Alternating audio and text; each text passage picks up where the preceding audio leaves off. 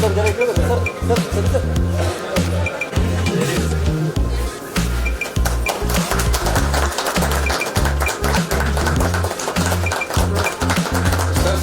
ಮುಂದೆ ಬನ್ನಿ ಸರ್.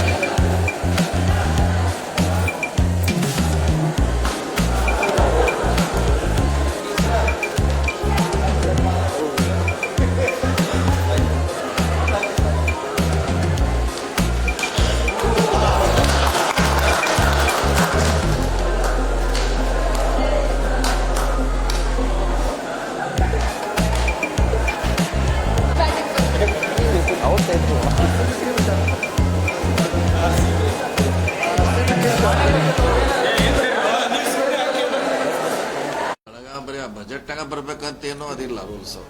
ನಮ್ಮ ಇಲಾಖೆಯಿಂದ ದುಡ್ಡು ಕೊಟ್ಟಿರ್ತಾರೆ. ಈಗ ನಮ್ಮ ಸ್ಪೆಸಿಫಿಕ್ ಆಗಿ ನಾವೀಗ ಫ್ಲೈಓವರ್ ಮಾಡ್ತಾ ಇದ್ದೀವಿ. ಸೊ ಅದು ಕೂಡ ಬರ್ದೇನು ನಮ್ಗೆ ಅಲಾಟ್ ಮಾಡಿದ್ದಾರೆ ಬ್ರಿಡ್ಜಿಗೆ ಅಂತ, ಅದೆಲ್ಲ ಮಾಡ್ತಾ ಇದ್ದೀವಿ. ಈಗ DC ಆಫೀಸು ಅದು ಬಂದಿದೆ. ಸೊ ಸುಮಾರು ಕಾರ್ಯಕ್ರಮ ಅದು ಬಜೆಟ್ನಲ್ಲಿ ಬರ್ಬೋದು, ಬರದೇ ಇರ್ಬೋದು. ನಮ್ಮ ಇಲಾಖೆ ದುಡ್ಡದಲ್ಲಿ ನಾವು ಮಾಡಲಿಕ್ಕೆ ಅವಕಾಶ ಇದೆ. ಮಾಡ್ಬೇಕು. ಇಷ್ಟು ಬಜೆಟ್ ಅಂತ ಆ ಇಲಾಖೆಗೆ ಅಲೋಕೇಟ್ ಮಾಡಿದ್ರು. ಅದ್ರಲ್ಲಿ ನಮ್ಗೆ ಅದು ಮಂತ್ರಿಗಳ ವಿವೇಚನೆಗೆ ಬಿಟ್ಟಿದ್ದು ಅಂತ ಮಾಡ್ತೀವಿ. ಅವ್ರಿಗೆ ಏನ್ ಬೇಕೋ ಅದನ್ನ ಮಾಡೇ ಮಾಡಿ.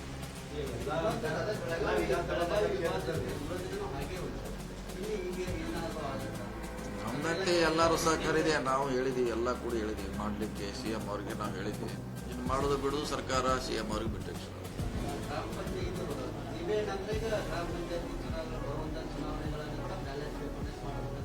ನಿರ್ಧಾರ ಆಗಿದೆ. ಬ್ಯಾಲೆಟ್ ಪೇಪರ್ ಆಗ್ಲಿಕ್ಕೆ ಮುಂಚೆನೇ ನಿರ್ಧಾರ ಆಗಿತ್ತು. ಅದನ್ನ ಈಗ ಎಕ್ಸಿಕ್ಯೂಟ್ ಮಾಡ್ಲಿಕ್ಕೆ ಸರ್ಕಾರ ಮುಂದಾಗಿದೆ.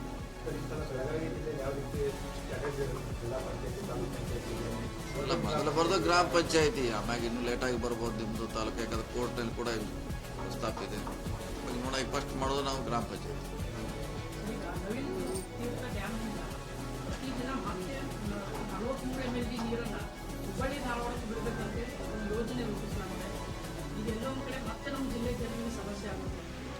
ಕುಡಿಯಲಿ ನೀರು ಯಾರು ತಡ್ಲಿಕ್ಕೆ ಆಗೋಲ್ಲ. ಪ್ರಯಾರಿಟಿ ಫಸ್ಟ್ ಕುಡಿಯೋದು. ಸೊ ಹೀಗಾಗಿ ಎಲ್ಲೇ ಕೂಡ ಕುಡಿಯೋ ನೀರಿಗೆ ಬಂದರೆ ಸರ್ಕಾರ ಆಗಲಿ ಯಾರು ಕೂಡ ಸ್ಟಾಪ್ ಮಾಡಲಿಕ್ಕೆ ಆಗೋಲ್ಲ. ಫಸ್ಟ್ ಪ್ರಯಾರಿಟಿ ಕುಡಿಯಲಿ ನೀರು.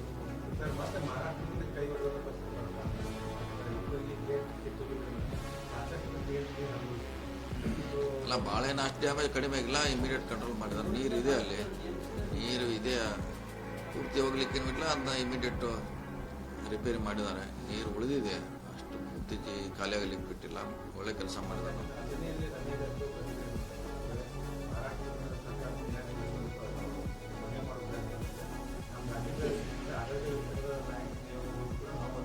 ನಾವು ಯಾವಾಗಲೂ ಲೆಟ್ರ್ ಬರ್ತೀವಿ. ಇನ್ನೂವರೆಗೆ ಯಾವಾಗ ಒಂದ್ಸಲನೂ ಅವರು ಬಿಟ್ಟಿಲ್ಲ. ನಾವು ಸಾಕಷ್ಟು ಸರಿ ಮನವಿ ಮಾಡ್ತೀವಿ. ಸೊ ಬಿಟ್ಟರೆ ಒಳ್ಳೇದಾಗ್ತದೆ ನಮ್ಗೆ. ಅಟ್ಲೀಸ್ಟ್ ರೈತರಿಗೆ ಕುಡಿ ನೀರಕ್ಕೆ ಒಳ್ಳೇದಾಗ್ತದೆ. ಅದು ಪ್ರಯತ್ನ ಮಾಡೋಣ. ಎಲ್ಲರೂ ಕೂಡಿಯಕ್ಕೆ ಎಲ್ಲ ಪಕ್ಷದವರು ಪ್ರಯತ್ನ ಮಾಡೋಣ. ಯಾಕಂದ್ರೆ ಅದರಲ್ಲಿ ಏನು ರಾಜಕೀಯ ಮಾಡುವಂಥ ಅವಶ್ಯಕತೆ ಇಲ್ಲ. ನೀರು ಬರಬೇಕಷ್ಟೇ ನಮ್ಮ ಜಿಲ್ಲೆಗೆ ಪ್ರಯತ್ನ ಮಾಡಬೇಕು.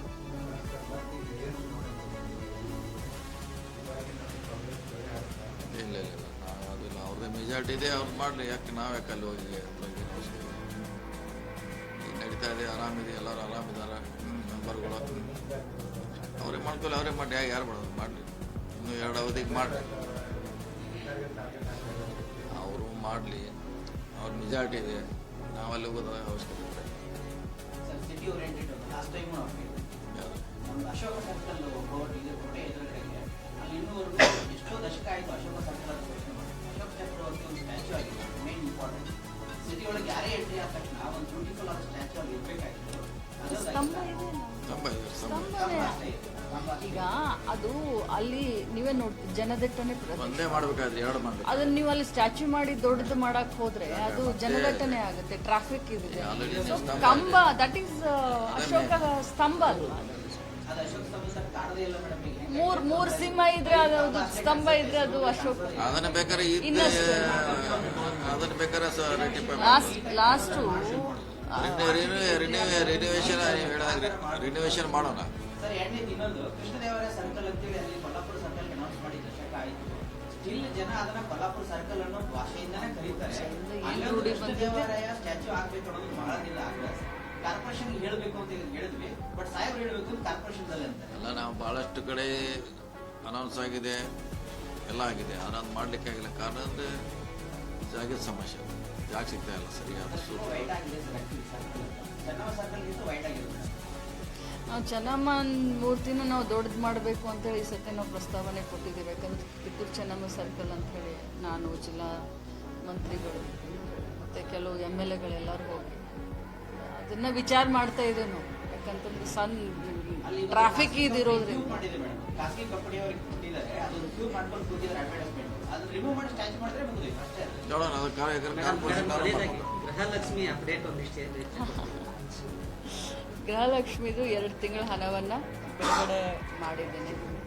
ಸೊ ಟೋಟಲ್ ಆಗಿ 26 ಕಂತು ನಮ್ಮ ಮನೆ ಯಜಮಾನಿಗಳಿಗೆ ರಾಜ್ಯದಲ್ಲಿ 26ನೇ ಕಂತನ್ನು ಬಿಡುಗಡೆ ಮಾಡಿದ್ದೇವೆ. 52,000 ರೂಪಾಯಿಗಳು ಒಬ್ಬೊಬ್ಬರಿಗೆ ಇಂಡಿವಿಜುವಲ್ ಆಗಿ ಹೋಗ್ತಾ ಇದೆ. ಇದು ಅಪ್ಡೇಟ್.